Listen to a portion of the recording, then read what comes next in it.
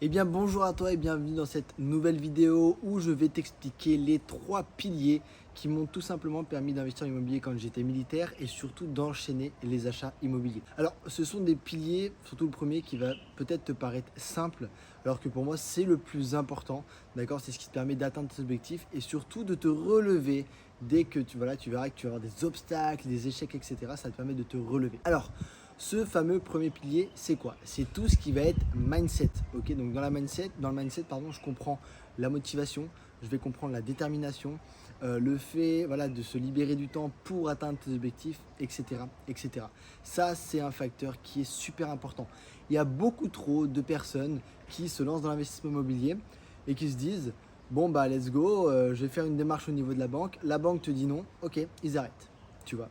Et ça, en fait, si jamais tu n'as pas le mindset qui va en adéquation avec l'investissement immobilier, ça peut être très très compliqué pour toi d'enchaîner les projets, de réussir ton premier projet. Ça peut très vite te dégoûter. Donc moi, ce que j'ai fait, c'est très simple. C'est qu'avant de me lancer dans l'investissement immobilier, je me suis directement formé sur mon mindset. C'est-à-dire que j'ai amélioré mon mindset, j'ai amélioré mon état d'esprit. Et en fait, ça m'a tout simplement permis d'aller chercher des objectifs beaucoup plus gros tout en atteignant des petits objectifs à chaque fois. Donc j'atteignais des petits objectifs qui au final m'emmenaient à des gros objectifs, très importants. Ça me permettait en cas d'échec ou d'obstacle de pouvoir me relever. Ça aussi c'est super important. Donc voilà, le mindset c'est vraiment le fait de se dire je vais d'un point A à un point B, il va y avoir des hauts, il va y avoir des bas, mais en tout cas je vais toujours rester sur cette ligne directrice. Okay, comme j'ai dit, il y en a trop qui se lancent, ils ont un obstacle, ils ont un échec, ils arrêtent, terminé. Et ça permet aussi de te dire eh ben, je passe à l'action. Ça y est, je me lance maintenant. Tu vois, au lieu de se dire bon bah je ferai ça demain et puis voilà, tu restes à scroller, tu procrastines sur ton téléphone. Donc voilà, le mindset, le premier pilier à absolument travailler si tu veux réussir tes projets immobiliers. Ensuite, le deuxième point qui est pour moi très très important aussi, c'est de se former. L'investissement immobilier, faut se former tout simplement. Un mec qui va se lancer lambda, tu as sans doute voilà, dans ton entourage des personnes qui se sont lancées dans l'investissement immo et finalement qui ont réussi à acheter un bien immobilier. Super. Mais est-ce que ce projet-là, il est rentable? Très important. Si jamais ce projet il n'est pas rentable, ok, sache une chose, c'est qu'en 2023, tu auras beaucoup de complications pour pouvoir emprunter sur un deuxième projet. Parce que la banque, elle va se dire quoi? Ok, ton premier projet, pas de souci, on te le finance. Juste après, elle va voir qu'il n'est pas rentable. Donc là, tu sais que pour un deuxième financement au niveau des banques, ça ne le fera pas. Les banques vont se dire non, non, attends, tu as déjà prêté une seule fois, il n'est pas rentable, tu ne sais pas investir, tant pis pour toi. Donc voilà. Se former, ça permet aussi de limiter les erreurs. Ok, une erreur dans l'immobilier, ça arrive vite et surtout, c'est pas des montants, on va dire comme 30 ou 40 balles. C'est-à-dire que l'immobilier, c'est pas genre 50 euros que tu vas miser et puis hop, tu es propriétaire. C'est-à-dire qu'avec l'immobilier, on joue avec 200, 300, 400 000 euros. Donc forcément, ça peut venir très très vite une erreur. Et ne serait-ce que voilà, tu fais une erreur de 10% sur un projet à 200 000 euros, tu perds 20 000 euros. Donc c'est énorme. Donc voilà, se former, c'est très important. Après, il faut faire attention aussi à une chose, c'est que sur Internet, tu peux voir de tout et de n'importe quoi. Entre les fakes, entre les gens qui vont faire du patrimonial, entre les gens qui vont être orientés sur de la division, ceux qui vont être orientés sur de la coloc, de la location courte durée, de la location classique, etc. Finalement, tu peux très vite te perdre en disant je vais sur tel projet, ensuite sur tel projet, ensuite sur tel projet. Et d'une, ça peut te coûter de l'argent finalement. Et de deux, finalement, tu vas perdre beaucoup, beaucoup, beaucoup de temps. Donc ça aussi. Donc c'est vraiment se former de la bonne manière. Et donc moi, la méthode que j'ai utilisée qui m'a permis d'acheter un premier bien immobilier rentable et de pouvoir réenchaîner derrière, ça a été l'investissement à haute rentabilité. Pour que tout simplement, d'une, tu puisses avoir un premier complément de revenus dès que toi, finalement, tu vas commencer à investir dans l'immobilier avec ton premier bien immobilier, ce que la plupart des gens recherchent, c'est un complément de revenu, d'accord? C'est-à-dire que si aujourd'hui, euh, tu te dis, je vais investir dans l'immobilier, je vais me former, et ce que je vais faire, c'est que je vais avoir un crédit de 500 euros, les locataires vont rembourser 500 euros de loyer, ça va s'autofinancer. Pas du tout. Là, tu es très très loin. Là, tu perds de l'argent, tu fais une grosse erreur et tu ne vas pas pouvoir réinvestir par la suite dans l'immobilier. Pourquoi? Parce que dedans, tu n'as pas inclus la taxe foncière, tu n'as pas inclus certaines charges, tu n'as pas inclus les charges de copropriété, etc., etc. Donc ça, très important. Donc vraiment, se focus dans l'investissement à haute rentabilité pour que d'une, tu puisses tout simplement avoir un premier complément de revenu dès le premier mois de mise en location. Très très important. Deuxième point, c'est de pouvoir utiliser le calcul différentiel sur tes futurs projets, ce qui va te permettre tout simplement de pouvoir enchaîner les projets immobiliers. Et le troisième point, c'est que si la banque elle voit que ton projet n'est pas rentable, elle ne va pas te refinancer. Par contre, si la banque elle voit que ton projet il est rentable et qu'en plus de ça, tu dégages du bénéfice tous les mois, et finalement, ça va entre autres diminuer ton taux d'endettement et donc ça va te permettre de réinvestir derrière beaucoup plus facilement. Donc voilà, premier point, ça va être le mindset, se former au niveau de ton mindset, de ton état d'esprit pour pouvoir pallier tes erreurs. Petit aparté, pour le premier projet que j'ai eu dans l'immobilier, quand j'ai été Milouf, j'ai eu 13 à 14 refus bancaires. Donc en gros, si tu veux, faut que tu sois prêt à surmonter ça. C'est-à-dire que j'aurais pu abandonner au 7e refus bancaire. Tu vois, j'aurais pu me dire, bon j'en ai eu 7, c'est bon, les banques vont jamais me prêter. Alors que non, ça m'a permis d'augmenter. Ensuite, deuxième point, c'est te former. Très important, le fait de se former, hein, comme j'ai dit, ça permet finalement toi de limiter les erreurs, de connaître sur quoi tu pars, pourquoi tu pars, etc. Parce que il y a des sociétés, je vois des gens qui mettent sur internet, ouais trop cool, j'ai investi avec une société, j'ai 10% de rentabilité. La rentabilité et le cash flow sont deux choses différentes. La rentabilité, c'est le pourcentage de renta que tu vas faire sur ton projet.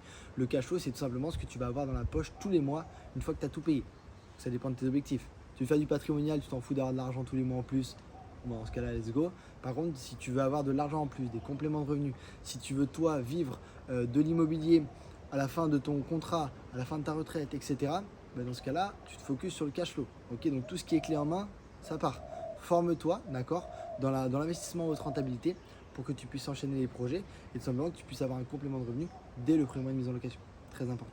Le troisième point qui est pour moi un point à ne surtout pas négliger, c'est être sûr des projets en fait, dans lesquels tu vas miser et ne pas avoir peur finalement des sommes d'argent. Ok, pourquoi? Je vais m'expliquer.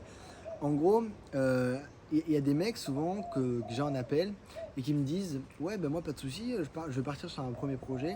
Par contre voilà, j'aimerais investir sur un truc à moins de 100 000 euros pour me faire la main. Ok, très important.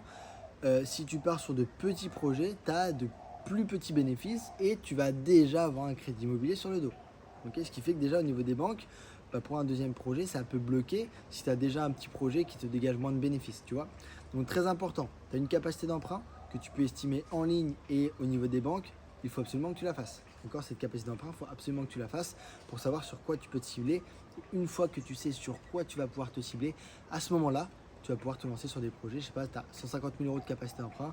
Tu sais que tu vas viser des projets à 160, 170 000 euros pour inclure de la négociation dedans et partir sur des projets beaucoup plus rentables.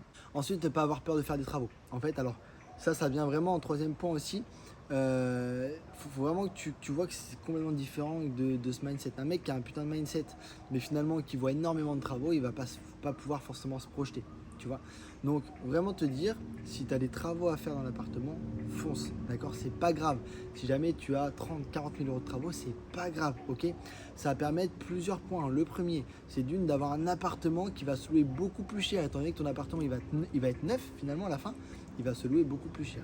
De deux, c'est un appartement qui va tout simplement se revendre beaucoup plus cher. Étant donné que tu as refait à neuf ton appartement, le jour où tu veux revendre, très important de prendre en compte la plus-value, et là tu vas pouvoir le revendre avec une plus-value. Donc toi faire du bénéfice. Ok, souvent ce point-là, les gens l'oublient. Et le troisième point aussi qui est super important avec les travaux, c'est la défiscalisation. Il faut savoir qu'avec tes travaux, tu vas pouvoir défiscaliser tes travaux dans ton impôt et donc forcément tu ne vas pas payer d'impôt pendant plusieurs années, 3, 4, 5 ans, etc. Ça aussi c'est un point que beaucoup de personnes négligent alors que c'est super important. Donc voilà les trois piliers de l'investissement qui vont te permettre de pouvoir finalement commencer sur un premier projet et qui vont aussi pouvoir te faire enchaîner les projets. Ça va être le mindset, ok, détermination, motivation, persévérance, etc.